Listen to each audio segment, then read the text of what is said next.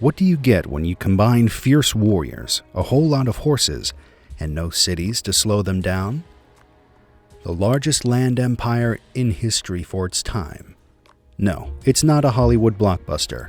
It's the Mongol Empire, which stretched across 24 million square kilometers at its peak. Do the math, and it's solid 25% of the world. That too in 1279 AD. Impossible as it may sound, the Mongols did it, and they did it in style. While most empires were busy laying down foundations of stone and brick, the Mongols built their empire with leather tents, horse archers, and lightning-fast tactics. By the time the dust settled, they had conquered nearly 1/5 of the world's population. So, how did they pull off the most epic land grab in history? And what made them different and more effective than the so-called civilized empires of their time? That's exactly what we're going to uncover today. Trust us, this is the one story of history you won't want to miss. Let's start by getting a clear picture of the Mongol nomads, because believe me, they weren't just people riding around on horses all day like we might assume. They were much more complex than that. The Mongols came from the harsh steppes of Central Asia, a vast, treeless region that stretched across what is now Mongolia, parts of China, Kazakhstan, and Russia.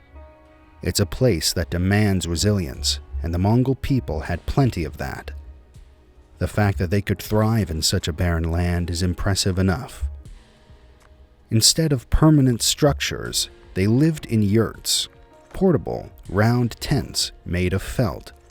Because they didn't stick around in one place and moved with the seasons, these homes could be packed up and set down in a matter of hours, allowing them to migrate easily across vast distances. They'd travel with their herds of horses, sheep, and cattle, making use of whatever resources the land gave them.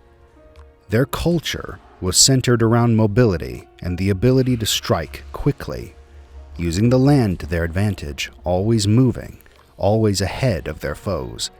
Thus, the system worked in their favor. It gave the Mongols an advantage over their enemies, especially. Imagine living in a tent in the middle of nowhere and still managing to build the world's largest empire. Makes your current work-from-home setup look slightly less impressive. Quick question, do you think you could survive a month living like a Mongol nomad? Let us know in the comments. So, here's the big question. The people with no permanent cities managed to conquer dozens of them, Beijing, Baghdad, Kiev, you name it. But instead of settling down, they just kept riding. So, why didn't the Mongols build cities? First off, cities weren't their thing. Born on horseback, raised in tents, and probably more comfortable sleeping under the stars, to them, cities were inconvenient. Imagine tying your horse to a skyscraper. Just doesn't work. Now let's get practical. The Mongols didn't build cities by accident. It was a deliberate choice. For Genghis Khan, cities were not a sign of strength. They were a weakness. Unlike the Khwarezmian Empire or the Jin dynasty, who poured their wealth into building walled cities, the Mongols turned their lack of urban centers into a deadly advantage. Cities, with all their defenses, only made better targets. Take Nishapur in 1221, for example. Once a major city in northeastern Persia, it fell victim to Genghis Khan's fury after a Mongol commander was killed. In retaliation, the Mongols massacred the population, reportedly 1.6 million people. Ironically, the city's walls meant to protect became a trap. Time and again, the Mongols attacked major cities using siege weapons and psychological warfare. Khwarezm, Samarkand, Bukhara, and Jiangdu, modern-day Beijing, all met similar fates. To the Mongols, cities were like sitting ducks, rich, slow, and vulnerable. Meanwhile, The Mongols themselves had no fixed cities to defend. Their entire way of life was mobile. They moved with the seasons, following herds, and staying light on their feet. This nomadic style made them nearly impossible to pin down in battle. Enemies who tried chasing them across the steppes soon found themselves exhausted and far from supplies, while, on the other hand, Mongols didn't wait behind walls. They met danger head-on horseback. Even when the Mongol Empire grew into the largest continuous land empire in history, they didn't rush to build cities. Karakoram, often called their capital, wasn't a traditional city at all. It was more of a tent city, seasonal with around 10,000 people at its height. The real capital of the Mongols was wherever the Khan's yurt stood. Yet ironically, they ruled over some of the most important ones in the world.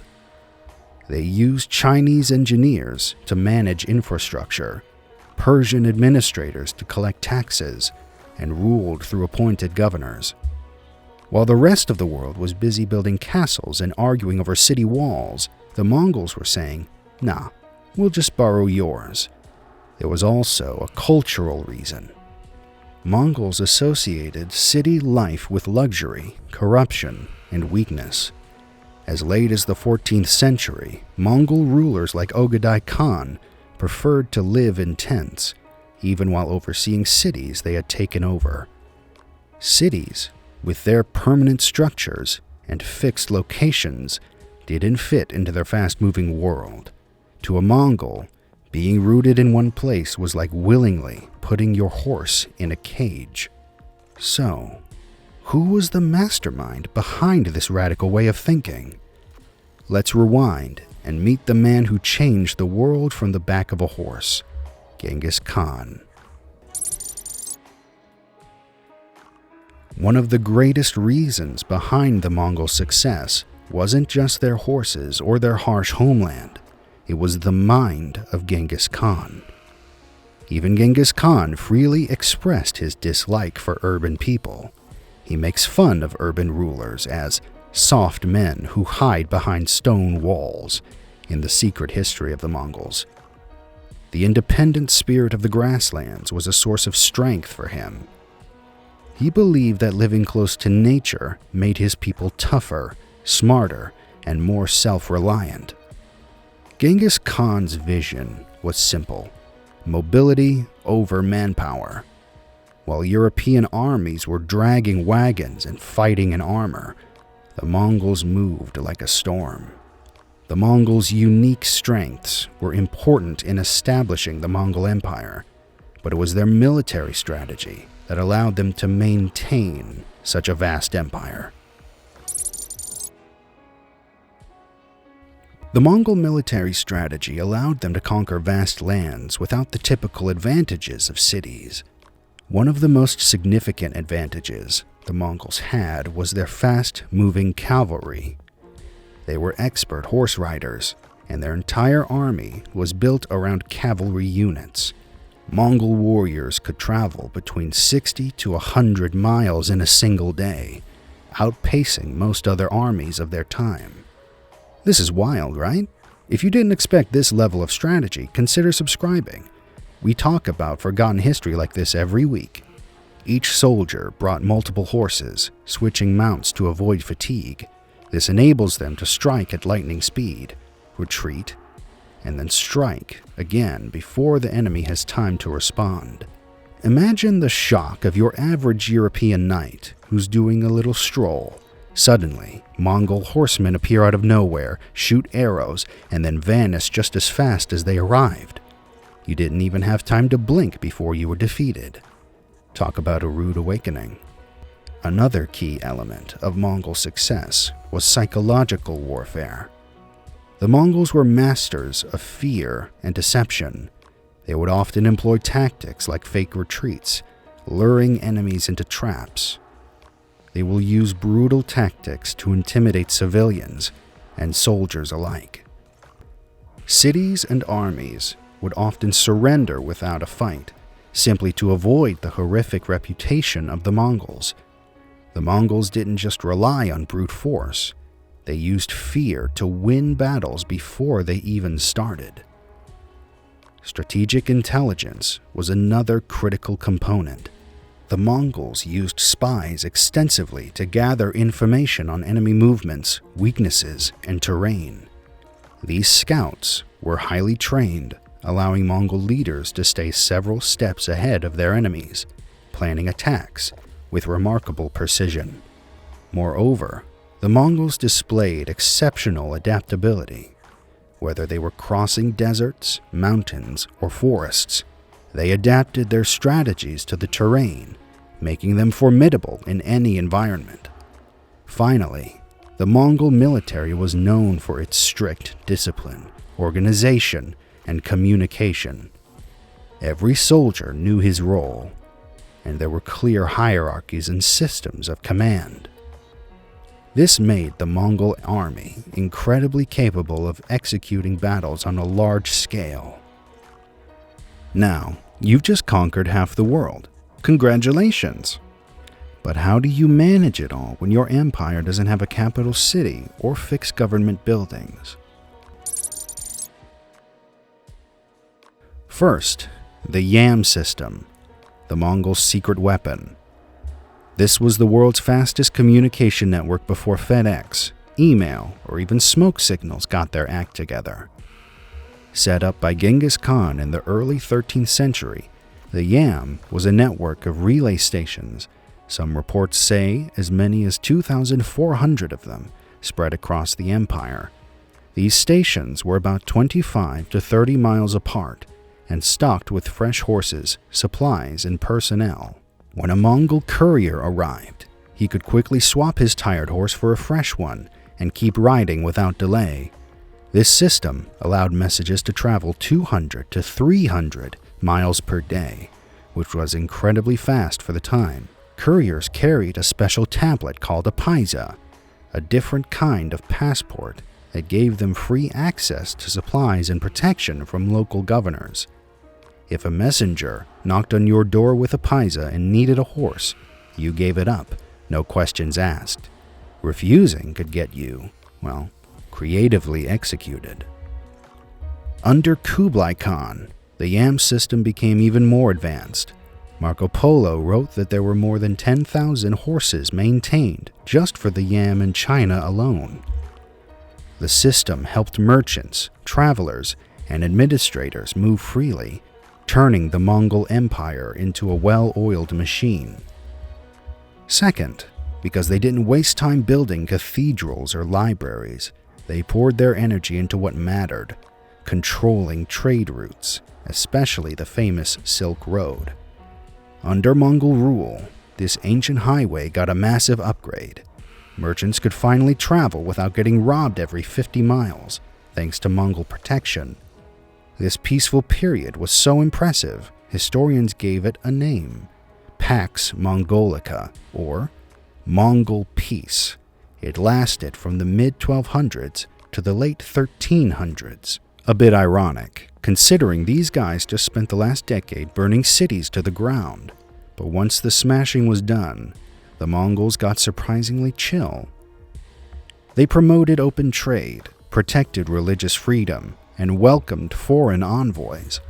For the first time in centuries, merchants, scholars, and travelers could move freely from China to Europe.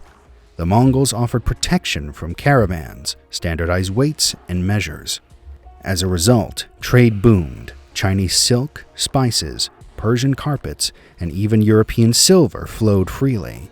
Historians estimate that over 300 tons of goods crossed Eurasia annually during this golden period. Gunpowder and papermaking spread to Europe, while Persian astronomy and medicine reached China. You'd think to run the biggest empire in history, you'd need a flashy capital, maybe marble palaces, fancy courts, and a big old tax office. But the Mongols said, nah, we're good with tents. Turns out, the world's most mobile people were also some of its best managers. Who knew you could run an empire better on horseback than behind a desk? They turned roads into networks, horses into data lines, and trade routes into control lines. Now that is minimalist empire building. Third, the Mongols used a strategy we call tribute over settlement.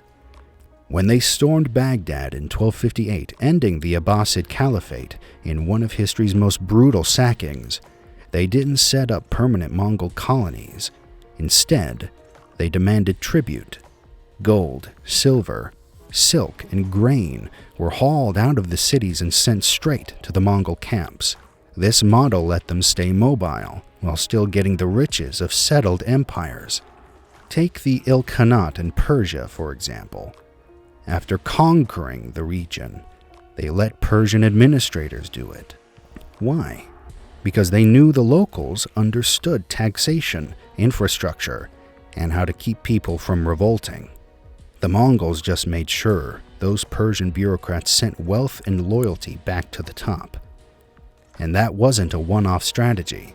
The same thing happened across their empire, from China under the Yuan dynasty, where they employed Chinese Confucian scholars, to Russia under the Golden Horde, where local princes were allowed to rule as long as they paid up.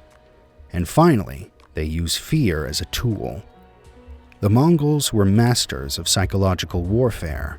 They made sure everyone remembered what happens when you resist. One of the most infamous examples was Kiev, 1240. The Mongols burned the city to the ground. Out of roughly 50,000 residents, only about 2,000 survived, according to historical accounts. In just a matter of time, other cities saw what happened to Kiev and gave in without a fight. Survivors from conquered cities would spread tales of Mongol cruelty, massacres, piles of skulls, and entire towns leveled.